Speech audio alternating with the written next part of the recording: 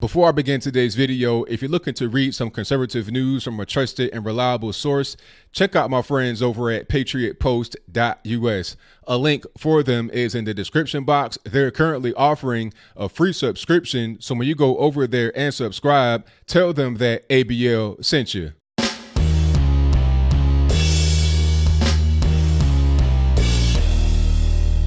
How's everybody doing? My name is Anthony Brian Logan, and today we got to talk about all the African illegal aliens that are currently flooding San Antonio, Texas, and also Portland, Maine.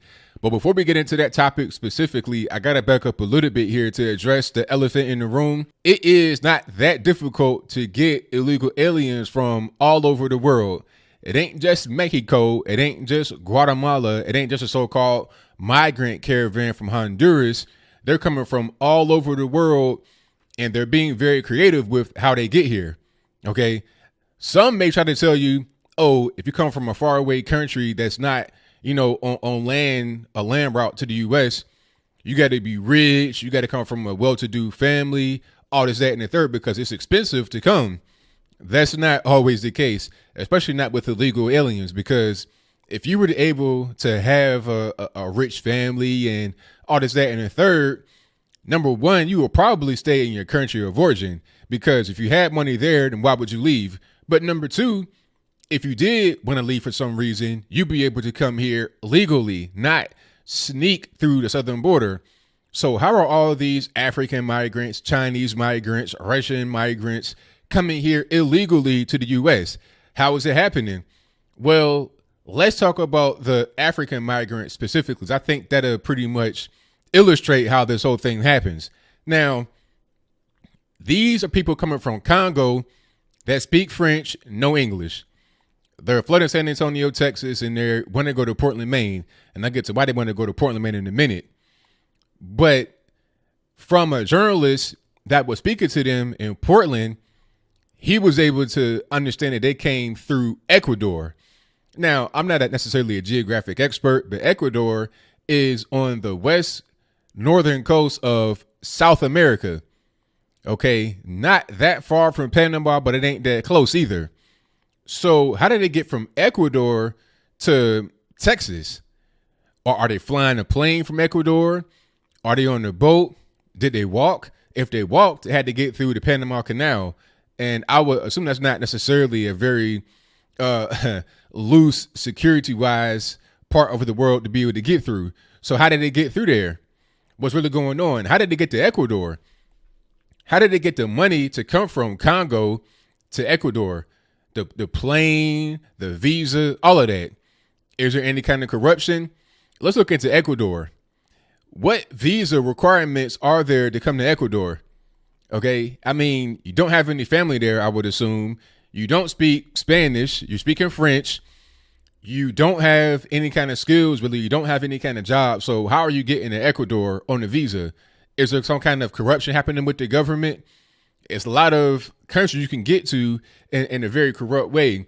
If you grease some palms and do some favors, you may be able to get to a place you really shouldn't be in order to come to another place where you also shouldn't be. All right. That's the first thing. The second thing is the money. How are you affording a plane ticket, not only to Ecuador, probably from Ecuador to somewhere else? I would assume that there are pockets of people in Congo that have money. And if they all pool their money together, they can send plenty of people on a boat, on a plane, or whatever to the United States through Ecuador, Mexico, or whatever. Okay, because what's happening is they come to Ecuador and somehow they get to Mexico and then they go through the southern border. They get captured by Border Patrol and then they're just placed in the place to go somewhere else. Some would say that that's not possible, but obviously it is. These people are not rich. They don't have a bunch of money. They're coming to San Antonio and also Portland to get help from the government. The journalist that was out there that was able to determine where they came from, Ecuador, he also determined that they were asking for money from the government, resources, housing, all of that. They were overrunning the homeless shelters and the so-called transitional houses or whatever you want to call them. Now, the reason why they want to go to Portland, Maine is because the governor, a Democrat woman, said that Maine is a sanctuary state. From now on, Yes, a sign will greet all those arriving in our state, and it will say simply, "Welcome home." So it's pretty clear why they're going to Portland, because it's, is out there. You already got 90% of the migrants in Portland, Maine. They come from Congo. They want to go be with their friends and family. And the governor said it was okay. Now, the funny part is that while the so-called migrants, illegal aliens, were in San Antonio, Texas, the officials in San Antonio were contacting the Portland, Maine people and were saying, hey, we're going to send you some migrants, about 300 to 350. What's going on? They said, hey, please don't send any more. We are already to our max capacity. We don't have any more space for these people. Now, that may not appear to be a lot of people, 350, but it is, when they have no skills, no real ability to make something out of themselves, nothing to really contribute other than taking. When that's going on, all they're going to do is wind up in the homeless shelters. And at a certain point, there's not enough space for all those people. And Portland, Maine is not a very big city, town, whatever you want to call it. Like 70,000 people. That's not a lot of people already in the population. And then you want to overrun them with migrants. It's just too much. You got to blame the governor for that, for saying we are a sanctuary state. We have sanctuary cities. This is why Ron DeSantis passed a law that says there shall be no sanctuary cities in the state of Florida.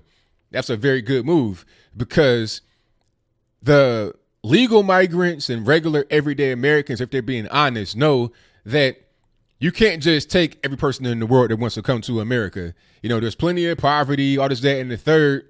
Although I can't really tell from these Congolese immigrants wearing all this designer clothes looking stuff, and they got their hair done. They look really nice. Like they go get themselves, like when I'm thinking about refugees and seeking asylum, I don't think a person that looks better than half of Americans on the street. I don't think that. I'm thinking disheveled. You're trying to escape. You're war torn. That's what I'm thinking. I'm not thinking about you just came from music video. That's just not really my mind state, but I digress. The whole point is that sanctuary states, sanctuary cities just encourage people to come there illegally and do whatever they want to do. And at a certain point, a town, a state, a city, a country cannot take all these individuals. There are already plenty of Americans on the street right now, homeless veterans, moms with children, men on the street, mental problems all over California, especially. So with all that going on, you want to accept more people that have no real ability to make anything of themselves, that are going to be getting the same resources as those that actually need it, that are actual American citizens? I think not. So as I close, I want to say this. The African migrant speaking no English, they should not be here. The Chinese people coming here speaking no English, working in massage parlors as pseudo slaves, living in a massage parlor. And when they get deported, it's all Chinese women like 30, 40 years old, no English. We see how the people come here. Sometimes they come here to be indentured servants. Sometimes they come through a coyote. Sometimes they have a whole city of 1 million people pull together money to send them to a place to repatriate more money back to their country of origin. Okay. We see how they come here. We see what they do. And then I ain't even getting to the whole disease thing. You got people getting quarantined for measles and mumps. And then you have the case of Ebola happening right now in Congo. Do you want patient zero to come to your town? I don't think you do.